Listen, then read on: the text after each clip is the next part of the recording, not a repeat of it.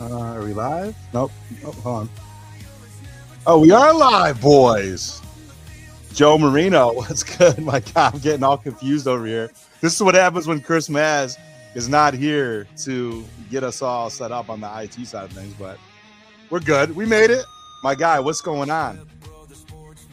Hey, always glad to be back. How you doing?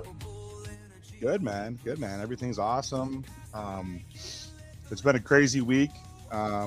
Obviously, we got a lot to talk about with the Sabres, and I want to kind of dive right into it because there's so much stuff, and not only the drought being broken, but also, you know, the recent play.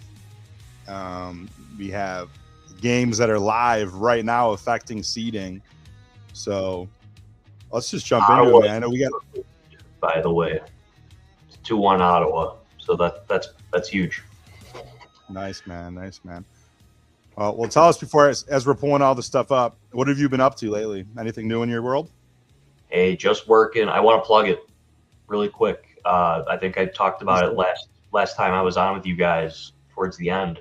But if you collect sports cards, autograph memorabilia, jerseys, I'm gonna be live on Whatnot either Saturday or Sunday, the 18th or 19th, live from the David Adams retail store. So go download Whatnot if you don't have an account already. Download it now. It's gonna be $1 start for everything. Tons of good stuff. Nice. We're working on getting an alumni to join us for a little bit. I have an idea of who it might be. No spoilers? Might be a face puncher. Oh, okay. Puncher. So, yeah, take that for what it will be.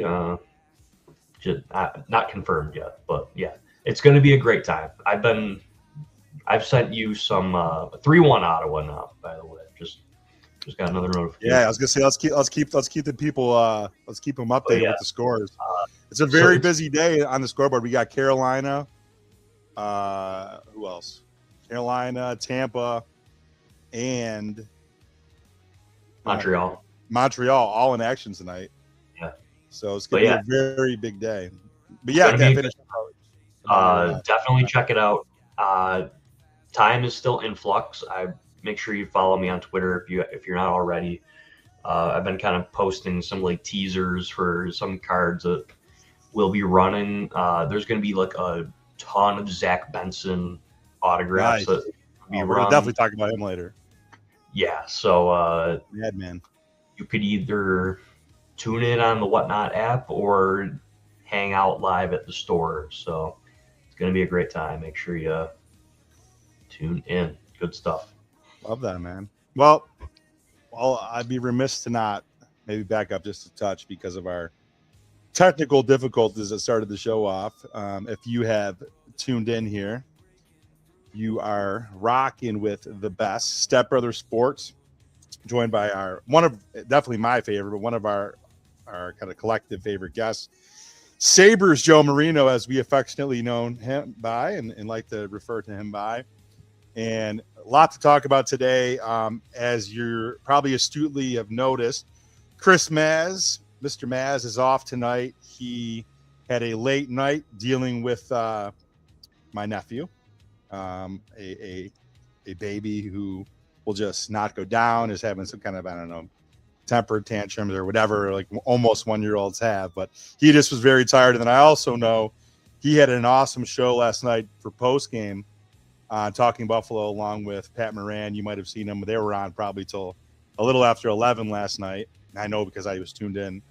But it was a great show. If you don't know Pat or the show, he does a great job. And, man, I know we put out a show maybe once a week. That guy puts out a show every day.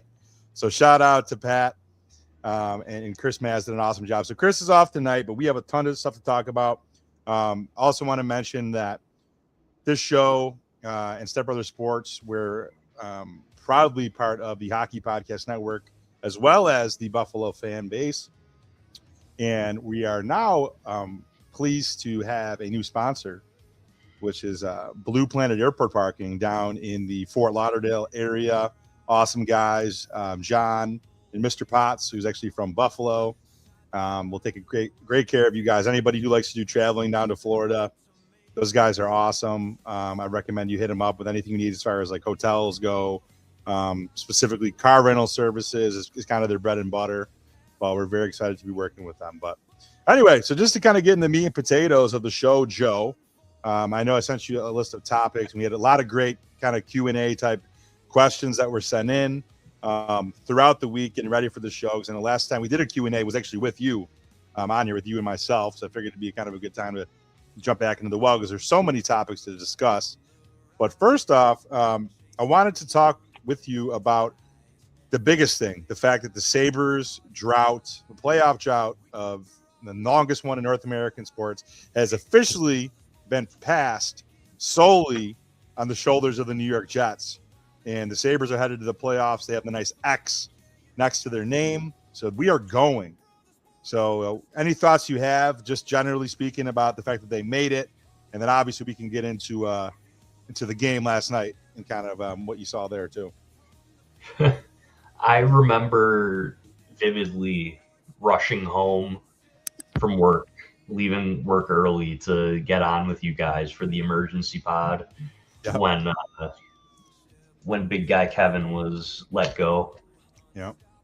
I thought that I wanted to believe that this was possible. Wanted to believe. I didn't think it was going to happen though.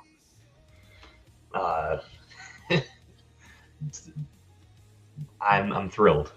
I'm thrilled. Absolutely thrilled. I jumped in this season, got season tickets, half seasons with my brother. We've been having a blast this year, and we're gonna get to go to all the playoff games. And like this has been like a highlight of my life. Like this is great. Like, man, like I can't believe it. Like this is. I mean, like I know they've been kind of like floundering a little bit lately, like last night notwithstanding, but like this has been such a great season, and I really hope they can keep it up because like this team has so much promise, and like I just hope they can really just keep going because I just want to keep watching this good hockey for like many more years and not have to endure more pain. We deserve, like, I know like they always talk about like sustained success. We actually deserve to watch the sustained success that they always talk about. Oh, absolutely. Absolutely. No, I totally agree. It's just long overdue for a team to break through. And it's crazy. And it happened in a year that the drought is broken, where expectations were not overly high, because it's hard to have expectations when you've missed for so many years. And you largely are for the most part, running back the same kind of core group, but just, man, the fire that this team caught, like for that stretch of an insane stretch, like the best stretch of hockey that any team has played since the '95 Detroit Red Wings. Yeah, crazy. Like, it's insane how they just turned it all around. It's exciting, man. I know. I for one will surely be coming into town. I know you're talking about how you already have your tickets. As long as we were talking about before we went live, Chris Maz and I are going to Pittsburgh to go to the NFL draft. It's also his birthday, so it's kind of a birthday trip. And obviously we'll be there to cover the draft as well. So that's going to be fun. And it's funny, and you mentioned like screw the draft, like Sabres. And I already have made like not solidified, but I have plans in place that draft, the first round of the NFL draft is, I believe, Thursday the 25th. Now we know that the Sabres season, I believe, ends on the 15th or the 16th. And then we don't know the exact dates, but we do know that the playoffs in general will start on Saturday the 18th. and the recent little slip and slide that the Sabres have been playing with, short of last night, really starting to get me worried because they were already down to the third place in the Atlantic with these two teams, Montreal and Montreal was on an 8-game winning streak before they lost last time out. And I'm like, damn, like based on this short amount of time, and also like my parents are moving from Buffalo. They just bought a house. Shout out to them, Memes and Pa. They bought a house in South Carolina. So like, yeah, my sister is still in Buffalo. She's not going anywhere. But a lot of the, not to say the draw, but a lot of the reasons why I come to visit is because my parents were there, and the house that we grew up in is there, in the DPU Cheektowaga area. So the fact that my parents are leaving, like this is like one last hurrah to come into town and like be at my house and be with like people that I grew up with for like the party and the plaza and everything. And I'm just like, damn, if they slip and end up, and by the way, Joe, I want to hear your opinion on this. Whatever Bettman, this thing that he did with the seating is so annoying. Like we grew up when the Sabres were good, and it's just common sense. 8-1, 2-7, 3-6, 5-4. This weird seeding where potentially you have the top 4 seeds don't get to play, don't have home ice advantage is ridiculously idiotic. And if the Sabres were to fall and play Montreal, which is a 2-3 matchup, we're on the road. Well, at least we would have been if the season ended pre last night's game. So I'm just saying, if we start on the road and I miss the games, I'm going to be livid because I have the time, just enough time to probably catch the first 2 games if they're at home. So I say skip the draft if you hit. Push comes to shove. Skip. You can always go to another draft. You can never experience. I mean, hey, if they have another 14-year playoff drought, maybe you can experience again. Dude, we might not be live. Who knows, man? We could all be gone tomorrow. You're right about that. Yeah. So, hey, you do you, though. I know. I'll be there, though. I'm excited. No, I'm excited. I'm excited to get together with you and say hello. I was going to say bye. Okay, like, obviously, I've never been to a playoff game before. This is a first for me. What the hell is, like, the parking situation like? Like, should I take a bus? Should I like hitch a ride? Like, what should I do? I have an answer. I have a couple answers for you. Now, none of them are really relevant to like this particular situation. And I don't want to put my business and strategy out on the open because I'm sure there's plenty of Sabres fans that attend games listening to this, but screw it. My thing is this. So what I've done anytime I've come into town post like leaving and moving away, did I park at the casino? Because it's free. You just have to show your casino pass. You can park in the casino garage, and then you can literally just walk over.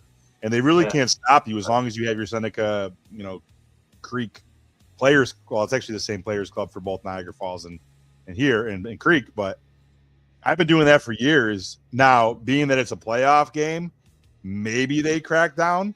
But them cracking down in recent history was when you pull into the parking garage. You're like, we need to see your player's card. Okay, I have 10 casino cards like in my wallet at any given time, you know what I mean? Including that one. So I'm like, okay. So then I realized that it's not a big deal and they're never going to charge the park. Mm-hmm. So that's one thing, but that's during regular season, obviously. What I would suggest to you is our wonderful subway system that goes from the arena to like a mile and a half down into Buffalo and then stops. It's stupid. I would park somewhere downtown and then ride that rail. And for the most part, it's actually free. If you pick up that train anywhere by like past Chippewa and like a couple exits, because I believe it goes all the way to, I want to say UB South, like by Main Street. You could get on that thing and basically ride it for free. And it'll be much easier to kind of come and go away from the traffic of the arena. That's what I would suggest to you is utilize that metro. I might have to. I don't know what I'm going to do. I usually park like right under the Skyway. Oh yeah. And I use the Buffalo Roam app, and I only pay $3. Best kept secret. Oh, Buffalo Room. Yeah, That's like the one where you type in like the zone number. yeah. Zone 15. Nice. He knows the number. Zone 15. Best kept secret. Shout out to Zone 15. Shout out to Zone 15. Yo, see, that's the thing is in my day job, my professional business life, I work in parking. Well, for the most part, I work with airport parking, so it's not exactly the same.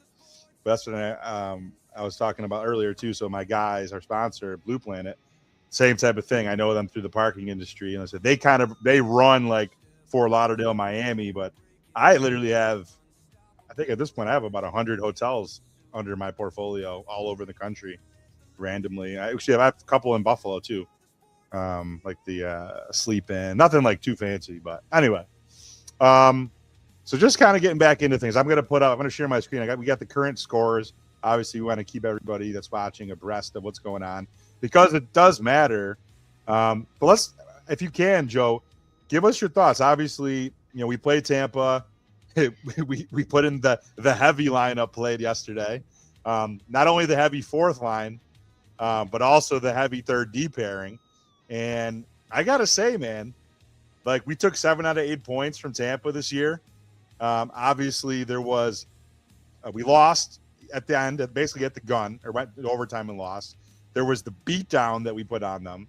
There was the 8-7 game, and then this one where they kind of just got the lead, and then we're cool with playing from ahead and kind of just locked it down in the third and hit the empty netter. What did you think about the way that game, I guess, played out? Because it was a different style. Obviously, Hagel not in the lineup, who tends to be the agitator a lot of the time. But and I did notice, and I don't know if you noticed this too.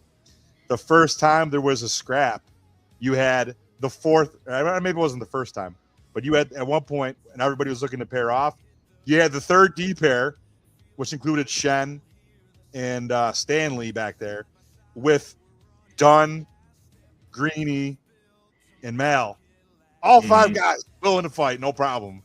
Yeah. And then all of a sudden, Tampa didn't really want to play that physical game and try to fight. Interesting. Yeah, that's probably why they had Stanimal and Shen out there.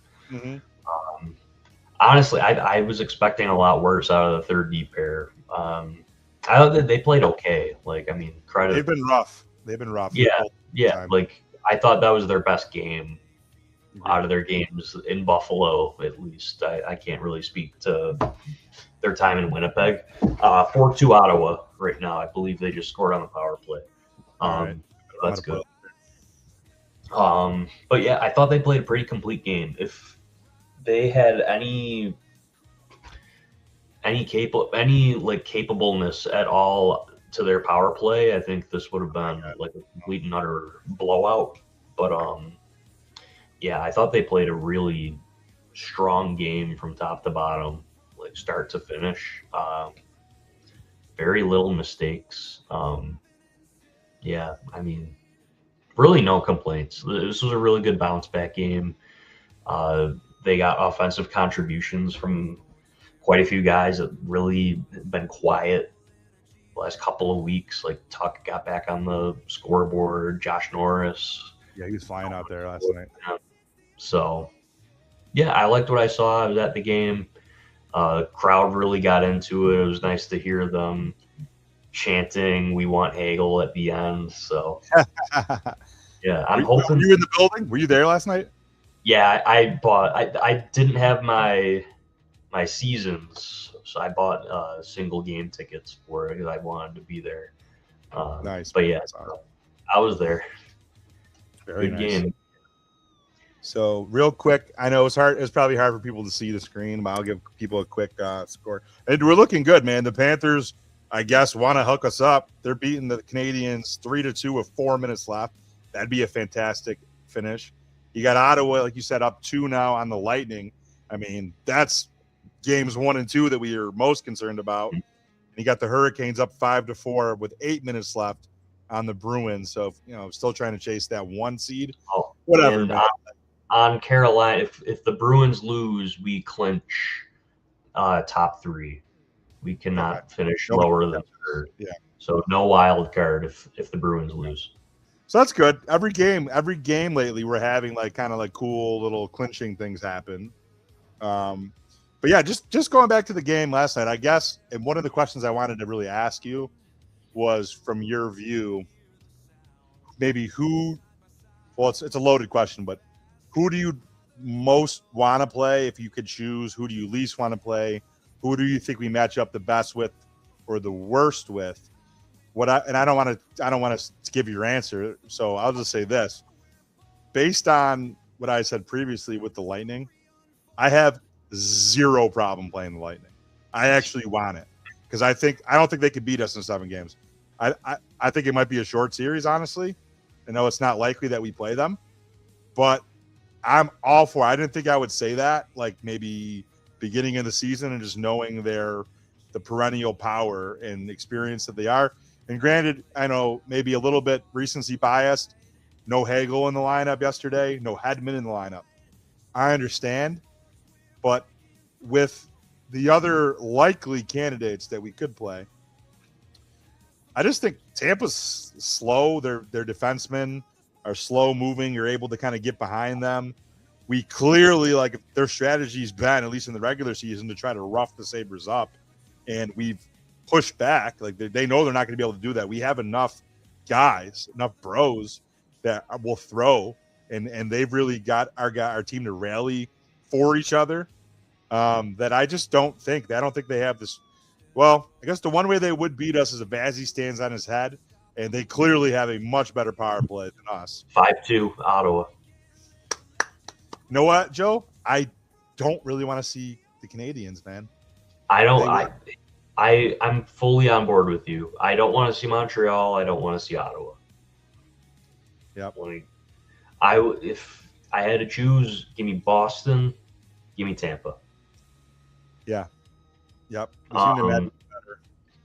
Boston, not a lot of firepower. Mitts in a big role. I'm not too worried about that. Mm-hmm. No. Dude, Montreal's fast, bro. I think they're one of the only team that can maybe outskate the Sabres. Yeah. That's what we need. I think in a perfect world, Sabres win the division. I think Carolina wins the East. So I think it's Carolina versus Ottawa in the top seed in the East versus wild card 2. Bottom wild card versus and then wild card 1, and then again, perfect world. Buffalo is the Atlantic Division winner. We would face Boston because it's trending that way, at least.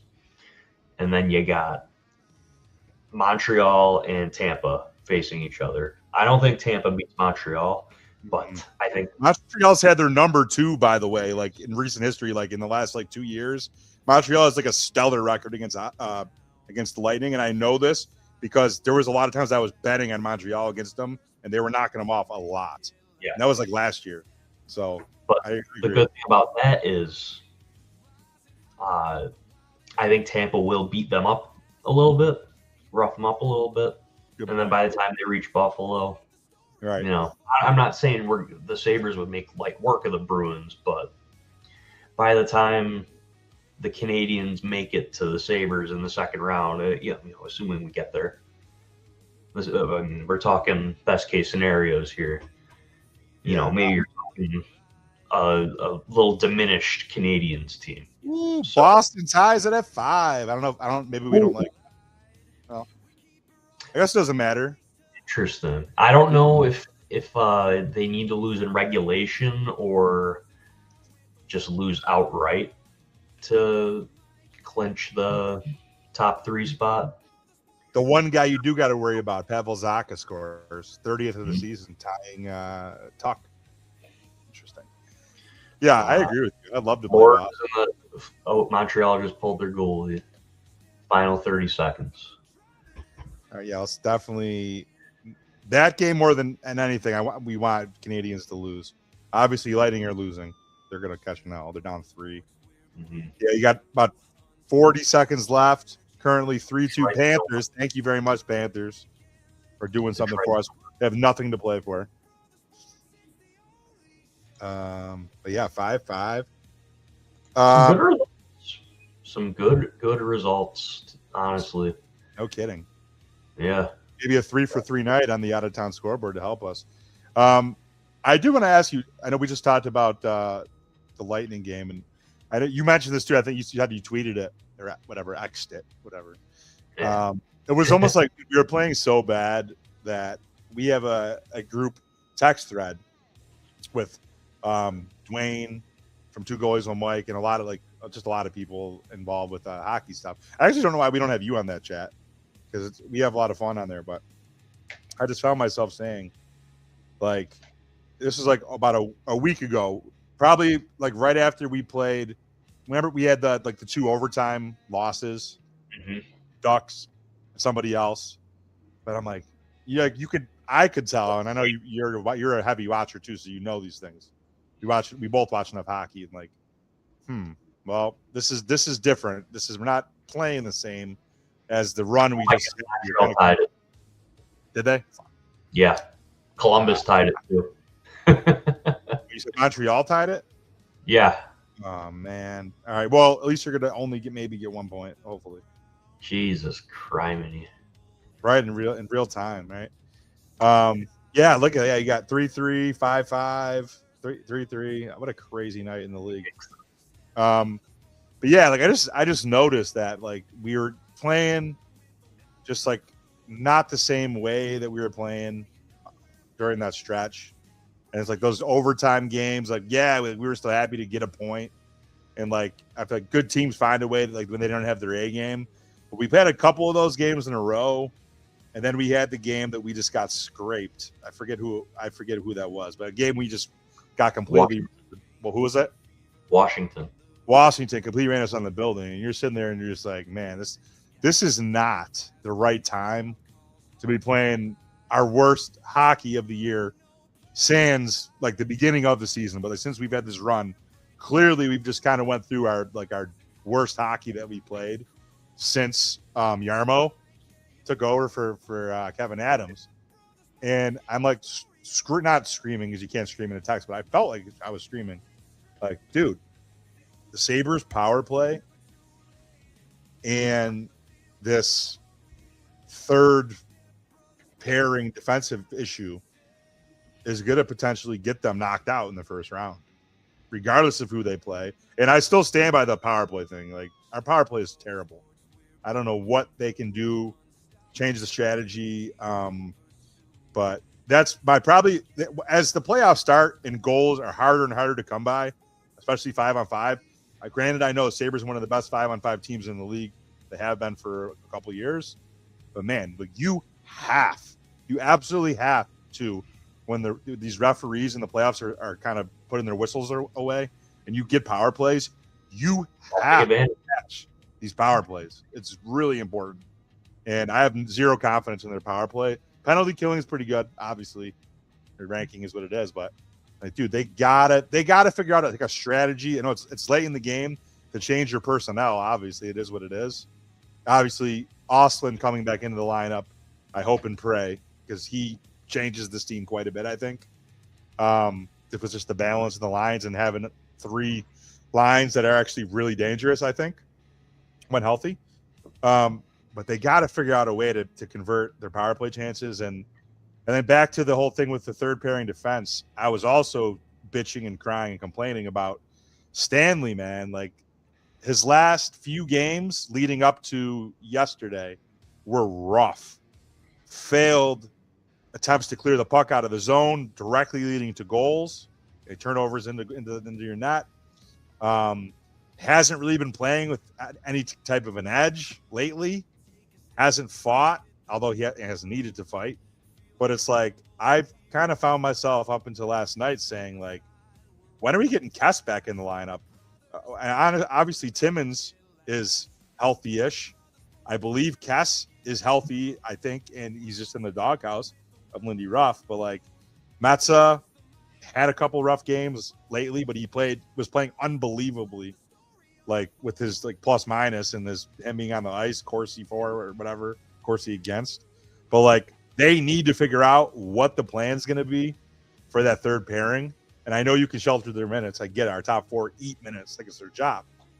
But in the playoffs, man, I kind of to the point, and you mentioned this last night, that pair worked. Stanley didn't kill us like he had been. And Shen played, I mean, it's a very small sample size, but he played his best game, had multiple hits where he just separated. Not saying much, but yeah. So it's like, if we're going to play a physical team, I don't hate having those 2 guys out there, but like, I think against a Montreal, we get killed. Yeah. The guys are out there. So maybe it has to be matchup based. And obviously we have a variety of guys we can put together back there. But like, I don't know what Lindy's going to do. Like, maybe you can't just say like, hey, this is the third pair. You may have to do it on a game by game or case by case basis based on what you're kind of facing. What's your thought about that? I mean, would you like to? What do you think about Cass? What do you think about Timmins getting back in lineup? And what about Metza? Wow, it's got to be strategy based. You can't be putting those guys on the ice away because right. If you're facing Tampa or Montreal, they're going to go, oh, Stanley and Shen are out there. Okay, Cole Caulfield, Slavkovsky, and Suzuki. Right. Get them. They're going to get burnt. So, yeah, I think Lindy's not an idiot. I mean, like, he can be old school at times, especially when it comes to the third pairs we're seeing right now. So, yeah, we'll see. I mean, they're experimenting. Like, they're in it. They're trying to figure out what's working, what's not working. I don't know. Did you listen to Lindy on GR this morning? I did. Sounds like Kesselring's going to get in the lineup at some point in the next 4 games. I should hope so, because here's the other thing, man. Him and I know Timmins too, coming back from injury. You can't throw those guys into a playoff game. Like, they need to have a little bit of a ramp up. Yeah. Absolutely. So Stanley's not coming out of the lineup. I can tell you that for free. So he ain't coming out. So I think like that first game, the last game that Kesselring played, I thought him and Stanley looked fine together. So because you got a guy with wheels and a guy who's a little bit slow. I mean that's okay. Yeah, and before I mean, the last couple games that Stanley and Metza played together were not good, but before Metza got sent back to Rochester, him and Stanley were pretty good together. They were. And then it just kind of fell off the rails. So I don't know. Like, it can work. I think it can work. It just has to kind of be the right fit. I think it can work with Kesselring. So see how it goes. Like, I don't know if he's in the doghouse. I don't know if they're resting him to try and make sure he's 100%. I have no idea. I don't know. It's not really making much sense. So we'll see what happens. I'm excited to see how he does, assuming he gets into one of these games over the next few days or so. It looks like he was finally turning a corner too. Like, now, I wonder if he might have like re-aggravated like an injury or something. Yeah, but he was like posting like cryptic stuff on his Instagram stories, stuff like that. I don't know if you saw that screenshot. He deleted it, but like I didn't. He's like, oh, I'll send it to you. I'll find it. Like, he was like, oh, they don't know the level like I'm capable of being at. He posted like a montage of him. Oh no. Like unfollowing and refollowing the Sabres. It was just weird stuff. I don't know. He's in his feelings, obviously. Yeah, clearly. I mean, we traded for him. He was like the main piece. Yeah. Patrick trade. Yeah, and I'm sure it's like a roller coaster of emotions too. Like, right. He like never was healthy this year. Like, what are you gonna do? So, hopefully he does well. And like, I hope they can. I'm rooting for Stanley. I hope that they can figure it out. Like, obviously, like, they're gonna play him every night. I hope he does well. Like, I want the Sabres to go as far as they can in the playoffs, and I hope that they don't have an unplayable third pair. Like, I want it to work. So I know it's a low hanging fruit to criticize the third pair. So, Like I said, give credit where credit's due. I thought the third pair was fine yesterday. Like, Yep. I mean, they had a couple rough moments, but they did okay. Yeah, drop your questions. Drop your question. Anybody wants to talk some puck? So yeah, I mean, I agree with you. It was nice to see. It just worries me to have like those two slow moving, slow footed, hulking guys back there. Yeah, I mean, I like the fact that obviously he's got a cup. Shen has a cup to his resume, and I think his experience because of that are going to be invaluable in a locker room of. I mean, did Tuck win a cup with Vegas or no? Cup final. Yeah. So they won it after he was gone. That's right. Byram has a cup. Yeah, so Byram has a cup, but it's still a very young guy. So they have like kind of a grizzled, older vet player that's been through some wars. I like that, even if he's not on the ice. I think his value can solely be just Pearson is on board. Yeah, and like I said, he played all right yesterday. He made a couple nice hits where he just ended plays, just like smoked some people, took them off their feet, which I liked. So don't hate if he has to play in an emergency, but that's kind of where I want him involved. I think he only played because it was Tampa. Like, yeah, I get it. Listen, they wanted all their fighters out there. I get it, as they should. You know, mm-hmm. And you can get away with that from Tampa's like team speed. Like you're not going to get killed if you can, like, especially like you said at home. Lindy has last change. You can match your lines. You're not putting them out there against the Kucherovs of the world. You know, So yeah, that worked out okay. But I do think I'd like to see Kess get back in there because he is like an extremely fast skater. He might be. I would venture a guess that he might actually be the fastest defenseman on the team. He's up there. That's he's sure. Up there. And like that's saying something because Bo, Darlene, like both very fleet of foot. Mm-hmm. He's probably right up there with Byram, I would say. I think so. So nice to have options. One other obviously key component to any team, and I want to talk about some more injuries in a minute, but would you say the last couple games, and I don't blame him. I can't blame Alex Lyon for this very shoddy team performance in front of him. Obviously, he got beat for a couple goals, like on I think 3 goals on 3 shots to get chased out of the net. And obviously, Lindy wasn't blaming him. He was just trying to wake the team up in that instance to put in Ellis. But based on the last couple games, have you arrived like me that UPL is the unquestioned starter in the playoffs? Is that where we're at? Yeah, it's not even close. He's dialed in 100%. He's the guy. Unless he like completely like craps all over himself in these final, he'll probably get like 2, maybe 3 more starts out of these next 4 games. At least 2, he'll get 2 more starts, unless he is like god awful and looks horrendous. Like it looks like it's his net. Like he's their guy, and like Lyon played really well. Like they're not where they are today without him. Like it was a complete team effort. Like and like even Ellis too. Like he was a part of it too. Like he kept them together for. He's got like 7 wins like from early on. Yeah, he came in relief. It might have been that one Tampa game. Like they got a point out of that. So, hey, goalies were good this year. What can you say? Like they were very good. It was a big question going into it, but they were for the most part very good. I had somebody, I forget who it was. I don't know if it was the broadcast. I think it was the broadcast because last night we were on NHL Network and they did like a side-by-side, I want to say comparison of the 2 goalies. Dude, their numbers are stellar. Like if you would have signed up for those 10 times out of 10.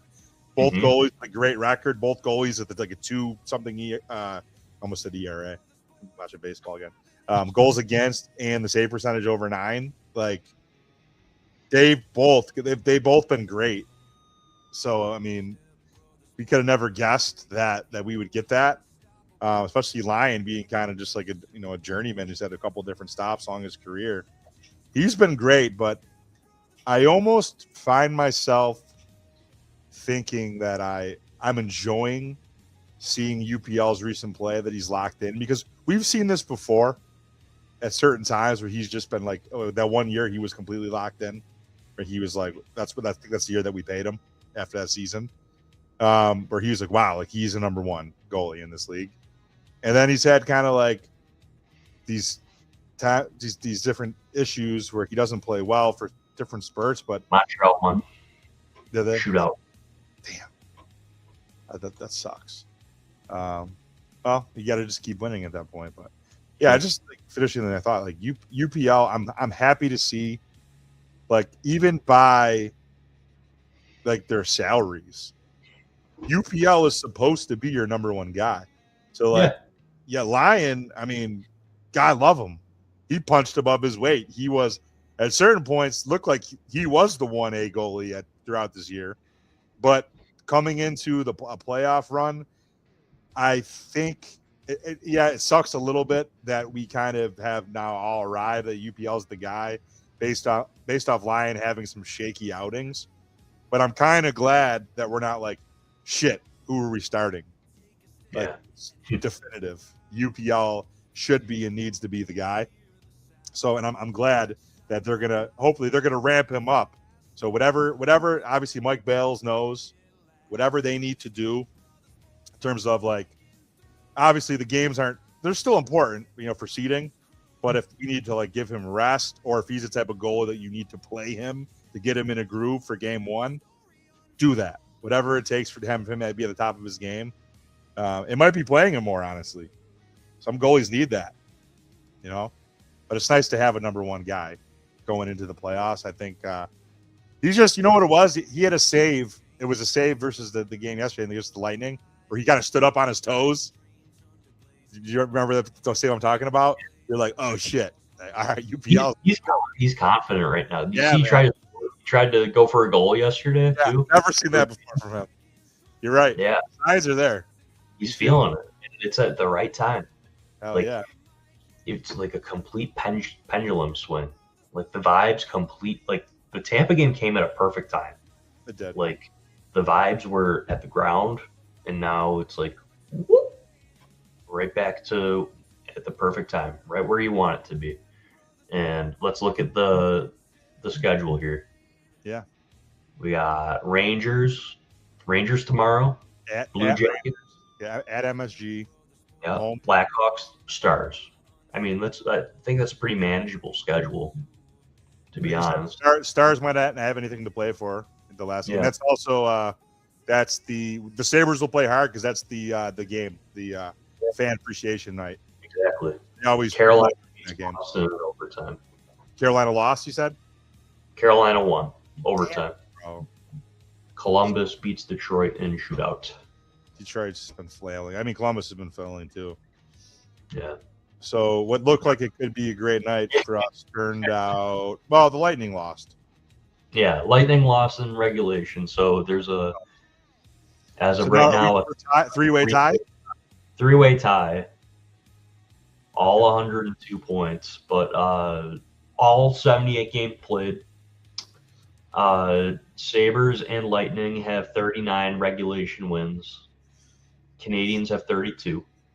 But Tampa has 44 regulation and overtime wins. Sabres and Canadians have 42.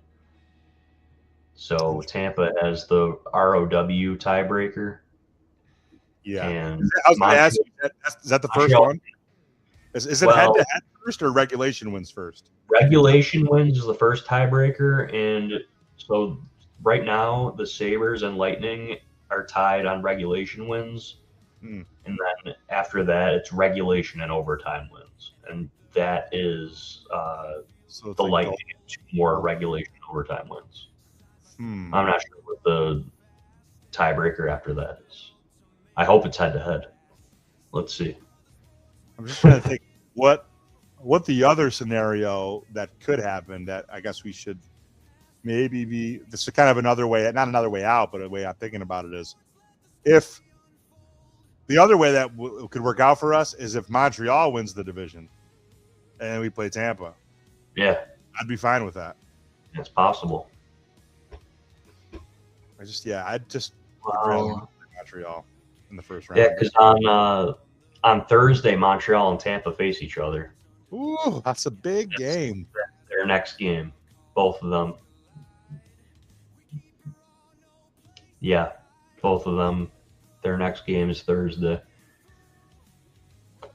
That's a huge one. Interesting. Hey, I did want to ask you a couple more like personnel type questions. From what you've seen, well, this is actually two-part question. From what you've seen with I know the fourth line yesterday, because our fourth line's been about as good as it's been in recent history. Malenstein definitely the common denominator. He's just been awesome. Highlight real goals, has fought, hits. He actually has been worth that second round pick that Kevin Adams gave up for him. I think the speed he plays with. He's arguably the fastest guy on the team. Still young too. He's 26, still young. 27. Seems like a leader. He gets along with everybody on the teams. You love that. What, if anything, and I know this is a hard question to answer because there's a very small sample size, but what's your ideal fourth line makeup? Because I know Greenway he's working his way back from injury, and earlier this season when he had some great offensive plays. I can remember an assist to get somebody backdoor. I remember that play specifically. What are you thinking as far as I know Malenstein, I think we'll both agree is obviously needs to be there. But out of the candidates you have, I don't really love Benson on the fourth line. I mean, he could play anywhere, obviously. But out of Dunn, Malenstein, obviously Carrick we have to talk about because is Carrick healthy? He needs to be in there. Is he going to be healthy enough for game one? I don't know. Oh, because Lindy said we expect him to be healthy for playoffs. That can be interpreted in many different ways. My route two if we make it that far, right? Yeah, I don't know. So I don't know. We don't really know what the injury was. Is it a separated shoulder? Did he break something? I don't know. It didn't look that serious. So I think he might have got pulled out of the socket or something. The Twitter doctors made it seem like it wasn't that serious, but again, take that with a grain of salt. So, right. I think that guy's a gamer though. If he can play, he'll play. It's playoff. The guy, he'll be. Maybe he's not going to be taking faceoffs. Yeah, that blows because he's the best guy we got.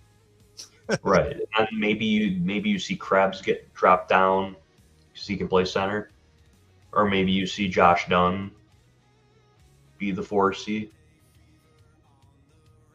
Yeah. Okay. So hypothetically, if Carrick can't take faceoffs because his shoulder is messed up, Norris injury type shit. Yeah.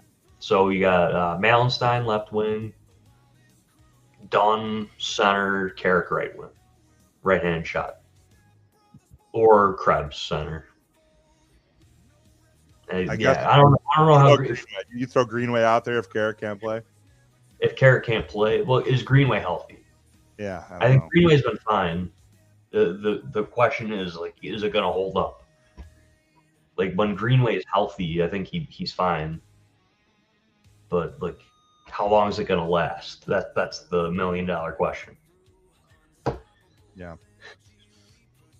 Well, I can tell you this before yesterday, you talked about getting that secondary scoring, which is really crucial, and giving some of the guys some confidence going into this last little stretch here, and why playing Tampa was the perfect kind of recipe. Obviously we had Tuck was flying out there. Tuck had 9 shots or 9 shot attempts. I think he had 6 shots by the second period. Did it was crazy. If any game you needed a shot, I bet shot props a lot, betting wise. And it's I pick random people like that I know nothing about. I'll just look at their game log and DeBrincat. Oh, yeah, he's good for 3 shots and he gets 1. But yeah, like Tuck with like 6 shots by like the second period. I'm like, oh my god, he was fine. He was on it. You could tell he was like feeling himself, which was awesome. But I had said again before last night's game, this recent kind of downward spiral of play where the team wasn't playing well. It was pretty obvious. The only guys that seem to be really going in the last, we'll say like 4 games, I would say is Benson, Colleen, and Malenstein. Yeah. And it seems like after last night, you had a couple guys wake up. You know, the one guy I gotta give. I know we do this. The flowers segment we do at the end. Yeah. I got one guy I definitely want to give flowers to, and one guy I want to throw shade at. Just off the top of my head, and then you can too if you want. Okay. Gotta give flowers to a guy who many fans have definitely been low on. Let's see if you can guess what I'm going to say. Definitely been part of potential trades. A guy that I have said on this very pod, more than any player on the team, needs confidence. I think I know who it is. I think you might. I was going to give flowers to the same guy. You want to take a guess? Yeah, the Jack Quinn. Yeah.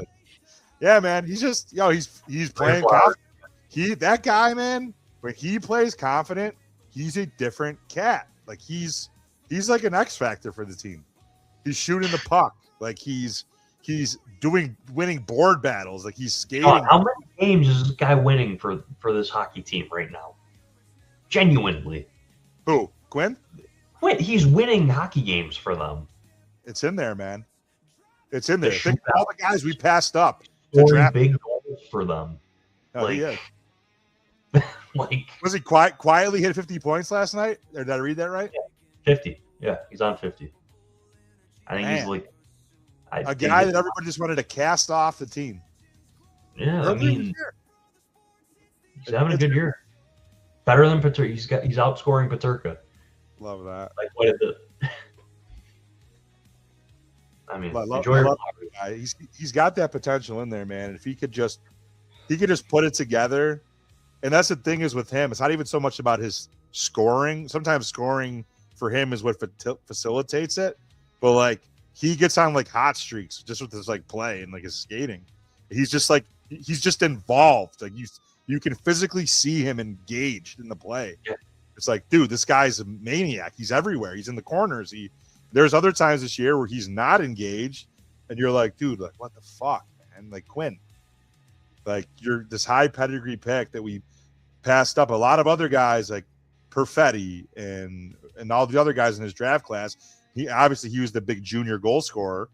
You know, he had the 60 whatever goals it was, but he's just becoming a hockey player, I think, in front of our eyes, and I think he has to be considered a core piece of this team where a lot of people wanted him jettisoned off the team. I love his play lately. And then the other guy, I'll say real quick, the guy that I think really, like at certain times this year, has been a spark plug for the team, and he's not playing well at all right now, and that's going to be McLeod. Yeah. Just to get his shit together because he's playing hurt? Do you think he's playing hurt? What's going on with him? I don't know. Maybe. Like you know what? Maybe he has a lower body injury because he doesn't seem he's the fastest guy on the team, him or Malenstein. I'll give it to McLeod. He just doesn't he's not using his speed or he's not as noticeable. Like he's super noticeable when he's skating. And I don't know, like he just seems like he hasn't been as effective on the PK. Like he seems like he's just going through a funk. It's the same way that Quinn's playing awesome right now. Might be a confidence issue. He could maybe. I mean, the guy still had a good year points wise. He's in he plays in all situations. He's taken or was taking big draws. Maybe he got taken off some responsibilities and he's going through it right now. I don't know, but what I will tell you is with him playing shaky lately, all the more reason why they need Oslin in the lineup. Because Oslin's another guy you can take draws. We all thought he was. dude, Oslin's awesome. You don't know what you have till he's gone. I'll tell you what. I mean, between obviously Carrick and Oslin being the big injuries right now, Carrick, I mean, he could kind of speak for himself with like his statistics and his being our best faceoff guy every night for the most part, and the fact that he scored more goals for us in less than 10 games he did in 3/4 of the season with the Rangers. But dude, and I think you'll agree. Tell me if I'm wrong, dude. When Oslin's out there, just the way that he balances the lines, and he's a very good two-way player, but I think their offense is far more potent with him out there because he like solidifies us to having 3 legit lines that can score at any time, 5-on-5. And not to mention, interesting that our power play has been real shitty since he's been out. Yeah, but have they scored power play goals since he's been gone? Probably I don't not. think so. Not even to say that he's the guy scoring, but just like, I don't know. He's just like, I don't know. He's almost like a glue guy on the ice, similar to the way that Benson is. Him and Benson, both, same type of thing. They make shit happen, even if they're not directly involved. Although with the scoring wise, Oslin is more directly involved. Benson last night, always driving the net, always doing like the right and smart play. Like went to the net. I know they highlighted on the broadcast. Where on the goal for Norris, he drove the net, took the defender into the line of sight and Vazzy's line of sight. Easy goal because there was a natural screen. Benson's always going to do that. Even like Benson in whatever period it was, like towards the end of the game, where he ended up getting that little easy shot on goal where there was that loose puck in the offensive zone. He beat the guy, even though he's at the end of his shift, beats the guy, throws the shot on net, and Vazzy had to make a save on it. Benson is always has that hockey sense, and that's why everybody had said when he was a prospect, well then picked, he's NHL ready, 100%. He is 100% ready. Anybody he plays with, he makes them better. He does all the hard things, and do we want him to become a better goal scorer and learn how to shoot a little bit more and be selfish? Yes, and that'll come. He's super young, but yeah, him and Oslin, man, they got 2 legit players, and Oslin, for my money, is slightly maybe less of a dog on a bone from a defensive side, but the offensive polish is there already compared to Benson. So those 2 guys, man, like you need both of them. It's like a hybrid of both of them. Yeah. They got it. Like, seriously, they got another good one coming up. Oh, wait, who'd you say, Hellenius? Yeah. Dude, I saw. Yeah. Hellenius had. I think I saw a statistic. He's had like, I don't know, like 18 points. Over a point per game. Or 10. He's like 19 years old. It's insane. Yeah, they've hit that. They've hit on their picks. Yeah. They definitely hit on their picks, and it's going to be good depending on what happens to Tuck. I think even if they lose Tuck, and I think if they make a run, and obviously Tuck's going to see like what it's like to play in Buffalo in the playoffs, and maybe that helps him stay. Takes a little bit less money. Even if we had to lose him, though, I think they'll be all right. They can afford it. Yeah, I know that they can. They can't afford it. I think they can afford to pay him, and they can afford to lose him too. If they decide to go either way, like if they pay him $9 million, I'd be like more than fine with that. My thing with Tuck, though, not to be all over the map, but we're just obviously just chatting here. If we're gonna sign Tuck, I'm all for it. Like if Tuck can play like he played last night, I'm cool. I'm cool. Pay him whatever. Just the term. I don't want it to get to the point where it's like the Skinner deal where it just goes. You're just like, wow, he's just so much shittier than he used to be.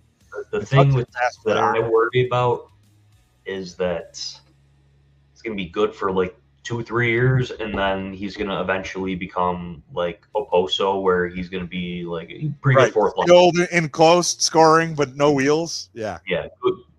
Good fourth liner. Like he's going to lose his step and like just like really expensive, good fourth liner. Right. Which, like, that's kind of my point is like, I hope I'm fine with him paying whatever or getting whatever salary wise. The term is important. Like you want to give him 10.5, even 11. Let's cap it at like 4 years. I was going to say 5 years with the 5th year being a team option. So that's the problem. Yeah. I don't know, but like I said, I think the cupboards are stacked because, like you said, like Benson and Oslin are here. They're not going anywhere. They're just going to get better. And Doan is signed long term. Hellenius is lighting it up. He's the best player down in Rochester. So I mean, right there, I mean, you don't really have anybody that's aging. Tage is still in his prime.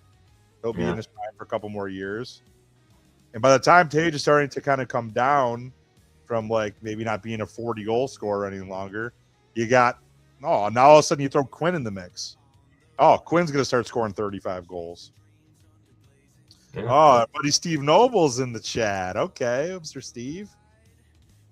What do you think about Kleber? I was there when they drafted him. That was the Celebrini draft in Vegas. He shut down McKenna. Oh yeah. It's another guy. Oh, I had one for you. What did you think about, and I'm not surprised, I like this guy a lot. What did you think about the entry-level deal for Sturback, as well as the kid from Buffalo getting the deal? McCarthy, yeah.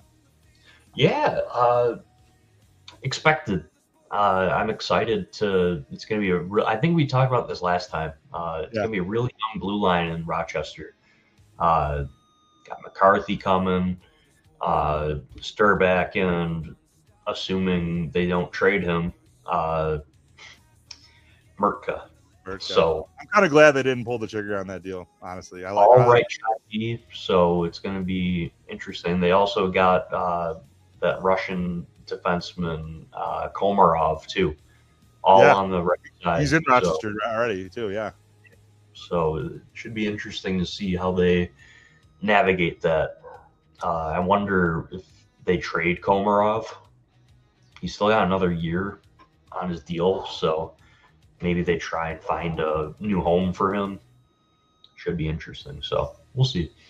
I wonder if they try and my dog. I don't know if you can hear my dog is like howling downstairs.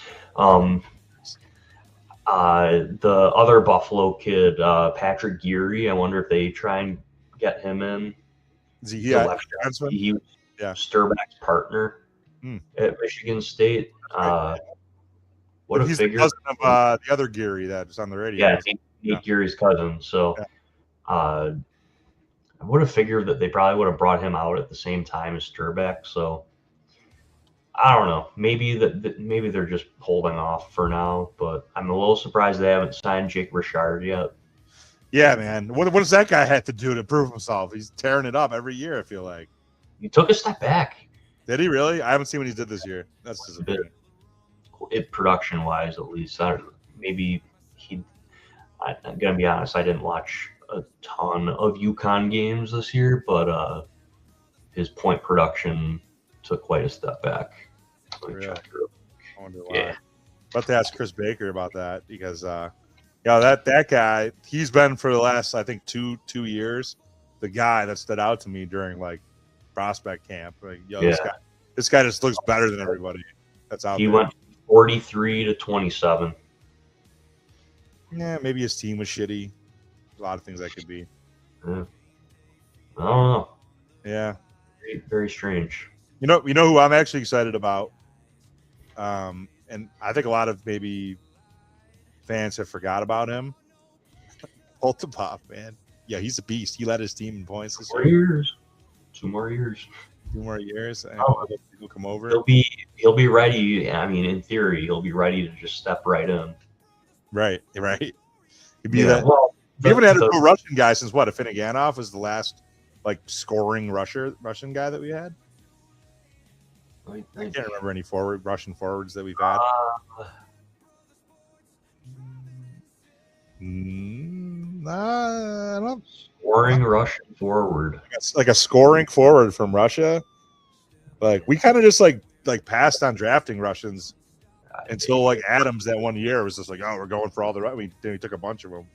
I mean, Grigorenko. What's that? Grigorenko. That's the one. You're right, Grigorenko. Yeah, well, obviously he didn't pan out.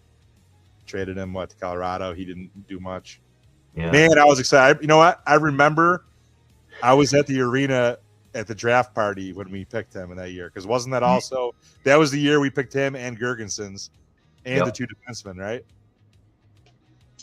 Zadorov and Ristolainen was the year after. Yeah, but it was Grigorenko and then Girgensons. And then we picked McCabe in the second round. We picked Allmark that year too.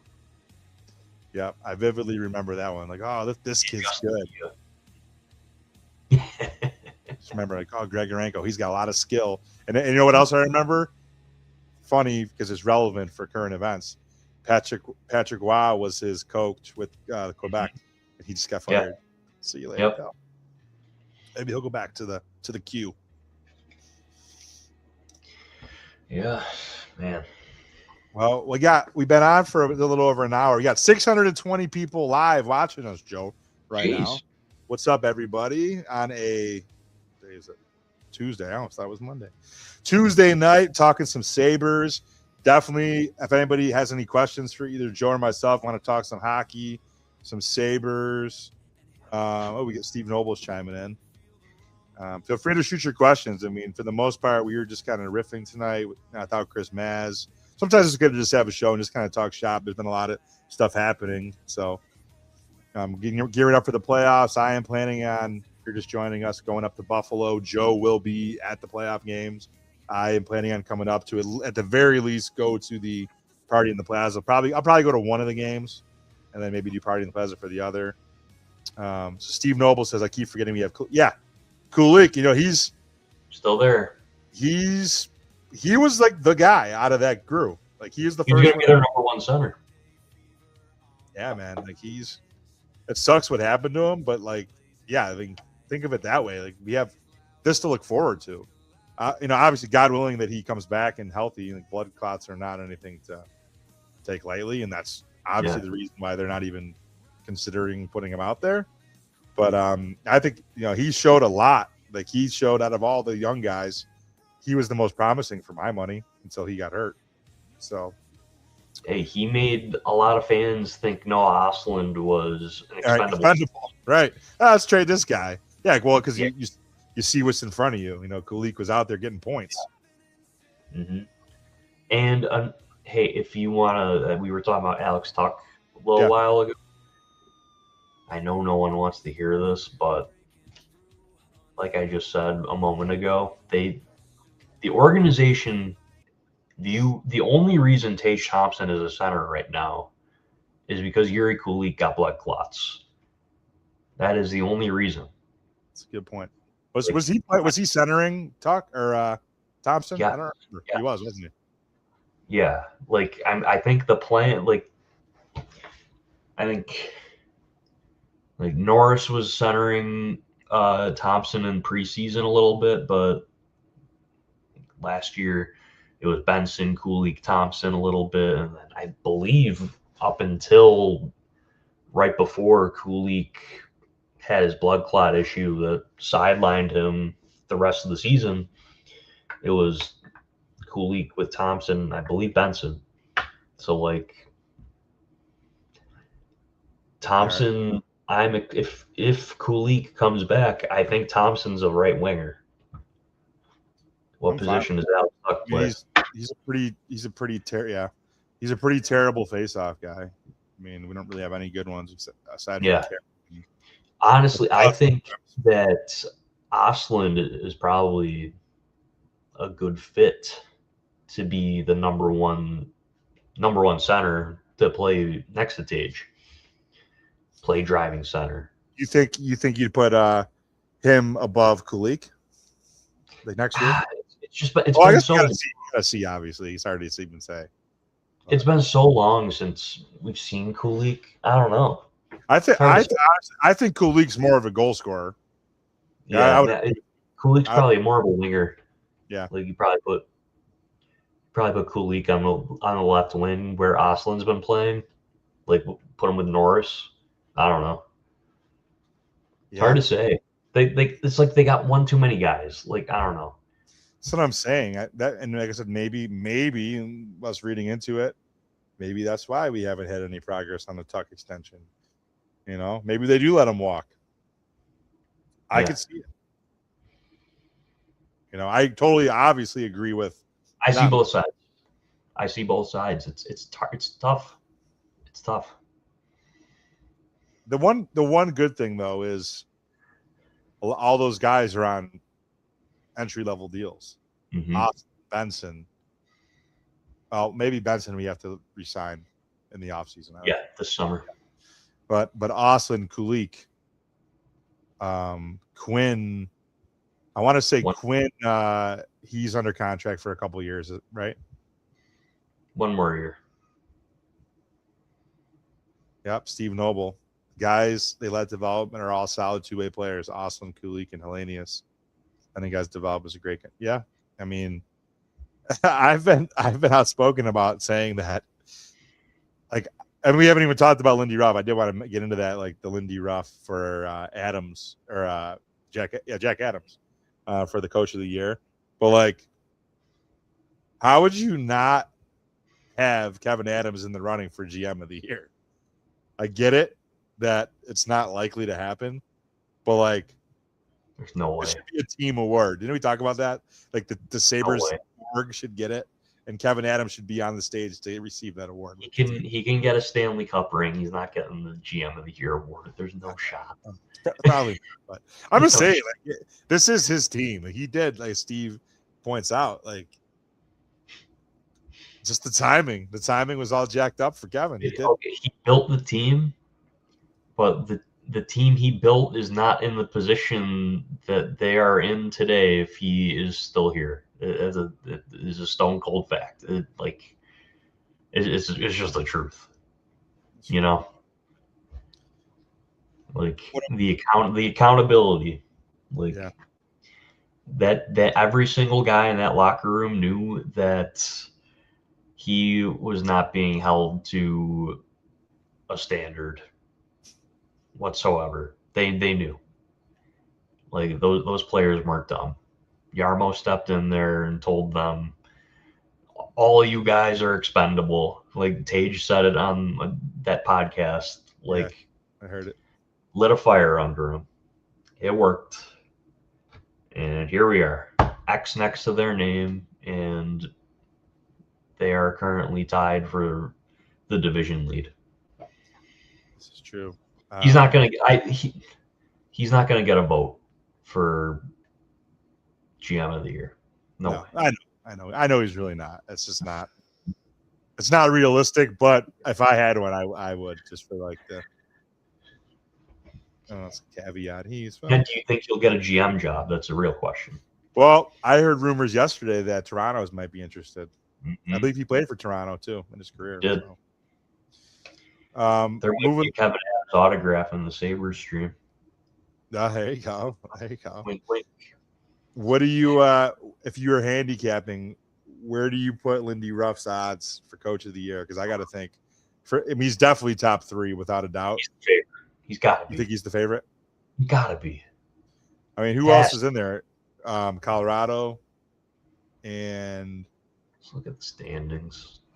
I'm trying to think. Like, no, I'm just saying. I did see at one point like the actual odds. But I'm saying like Colorado's coach Lindy. And was there another team that came out of nowhere this year? I'm trying to remember. Pittsburgh. Okay. Ottawa. Philly. I mean, I don't give any of those guys it over Lindy. Yeah. It seems maybe like Colorado. It seems like the national media really wants John Cooper to win it this year. Oh yeah. No, John Cooper. That's what I was thinking of. Yeah. I don't know why. Like, why? Because he hasn't won one yet. Yeah, man, that's a stupid reason. Yeah. That's kind of like, oh, well, Josh Allen hasn't won an MVP, so he's going to win. Like, yeah, I wanted it, but does Cooper actually deserve it? I don't know if you could justify. They've been a good team. Like, they didn't fall off. Like, so what is about his coaching job? That they got slightly less talent? Like, they haven't had Stamkos for a while. Yeah. I just don't see. They've had the same core. Congratulations. One of the best goalies. Ida Kucherov on your team. Way to go. What a coach. Yeah, you have arguably a top 5 player in the league, and you have the best goalie arguably in the league. You have a first ballot Hall of Famer on your team carrying you. Congratulations. Yeah. Like, I don't see where the coaching job is.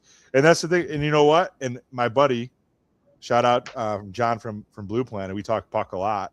He's a big Panthers fan, so he's been going through it. I feel for him. Not make the playoffs after. I mean, yeah, I think I decimated by injuries. What are you going to do? He told me, he's like, when we started playing Tampa and we had like the 8-7 game, even before that, he's like, bro, he's like, you're going to see the way that Cooper has these motherfuckers playing, man. He's like, they're just going to try to beat you up. I see it all the time, the way they play the Panthers. I'm telling you. They give up a goal. Right. They give up a goal and they try and scum someone. It up. Yeah. Every game. It doesn't matter who it is. And that's kind of my point. So how does that justify John Cooper doing this like amazing coaching job? I don't see it. I don't know. Like they reference man games lost, and the Sabres literally have more man games lost. Right. It's ridiculous. I don't know. Like, Lindy Ruff should minimally be number 2. Oh yeah, Steve Noble. Here you go. No, that's relevant. 100%. Yeah. Montreal's tough. They're a 100-point team. They've been coming for 2 years already though. Like they were already like a pretty good team last year. But you're right. I mean, they're a legit team. Like I would say I put them in the same conversation with like St. Louis and Lindy, but the teams together as this Atlantic division is kind of flipped with like the Torontos of the world being terrible and Panthers is tough because they've obviously been just decimated and gutted by injury. But now all of a sudden, like Montreal and Buffalo are like 2 of the top teams there. So yeah, I agree with that. And again, and we've already alluded to we don't want to play Montreal, so give St. Louis some credit for that, for their style of play.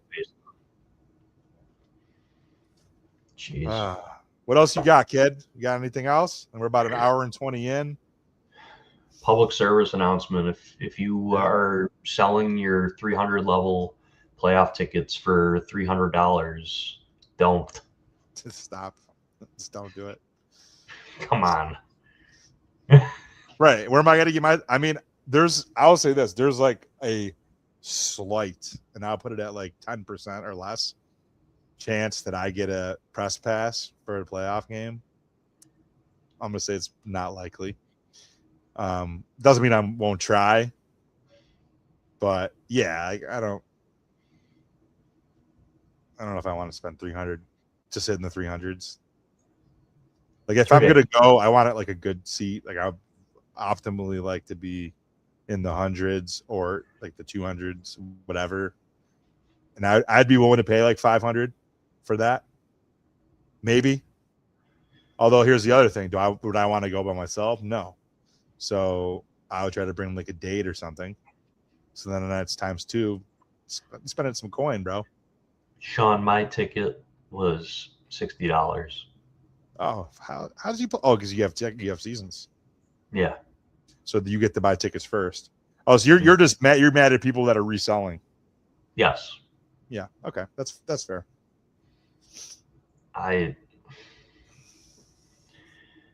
It like makes me sick to my stomach.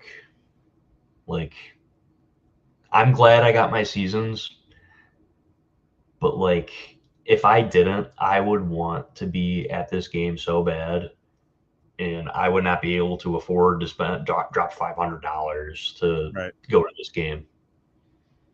Like, come on. Yeah. Like, it's been a decade and a half, and you people are doing this to your fellow fans.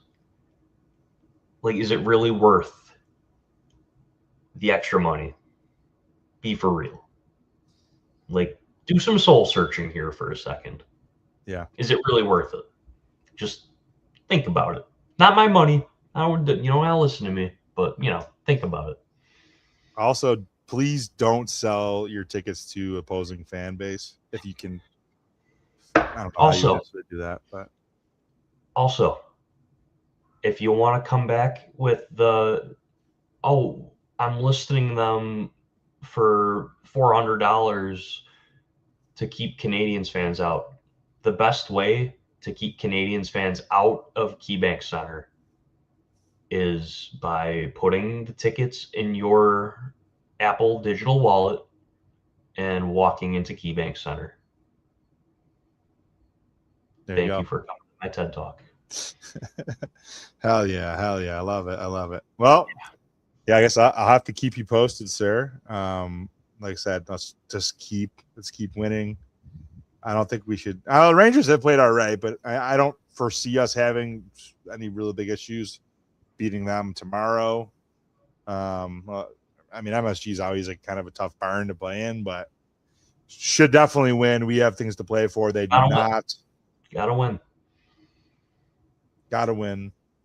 You see what we have the advantage of seeing what these like Montreal won today. Carolina pulled it out. So if they have a rooting interest, and I'm going to assume that they probably do, I got to think that Lindy or Yarmo or the team leaders, the core, should want to win the division. Oh, yeah. You know what I mean? I guess I can't imagine that that's not on their radar. For sure.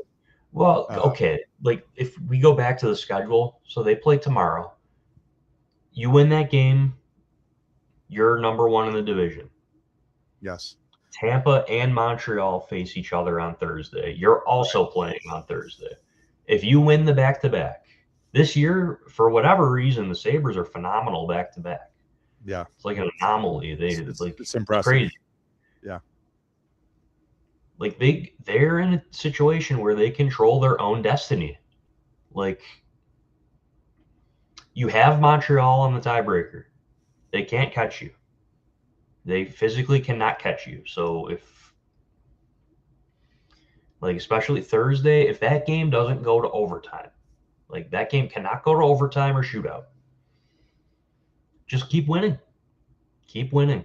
Like that scenario we talked about earlier, you get Boston and then you get Tampa to beat up on Montreal. Mm-hmm. Better yet, if Tampa beats Montreal, you basically beat Tampa in a series in the regular season. That's true. I don't want to write them off. All we got to do is figure out how to beat Carolina. Give me the Buffalo Bills of the NHL in the playoffs. I'll take them. Yeah. I like no it. Offense. I like it. No offense. Yeah. That's a good way to end off on. Yeah. It's been a good one. We still have 700 people watching live. I can't imagine that. I mean, besides Steve Noble, and no one has any Q&A for us. I mean, I will say thank you to everybody that submitted. A lot of the topics I sent you, Joe, were from fan questions, people that hit us up during from the last show over the last couple of days. So thank you for everybody that wrote in. But yeah, I guess with that, we'll call it a night. I am pretty tired. I had a long day of work and traveling. I had to travel into Atlanta today, which is never fun with the traffic over here. But yeah, I guess we'll figure out the next couple of days where the seeding is going to kind of end up. Hopefully we'll continue to win. As Joe mentioned, it's Rangers. We have Columbus the following day, who've had a little bit of our number in the recent past. Although I think they've lost now 7 games in a row or some stupid amount. Yeah. And then we play Chicago, always dangerous, but let's be honest, shouldn't really be too dangerous. Yeah, they don't want to win this. Right. Yeah, they're playing for pride. They're playing for draft pick. Give Bedard someone to play with. So yeah, I guess we'll call it a night. So everybody, thank you so much for joining us. We'll get this audio out probably sometime tomorrow. So we can catch it live here tonight on YouTube and X. We'll have it up on all your podcast networks. So for Joe, I am SV. Chris Maz being off tonight. We'll talk to you guys soon. And let's go Buffalo.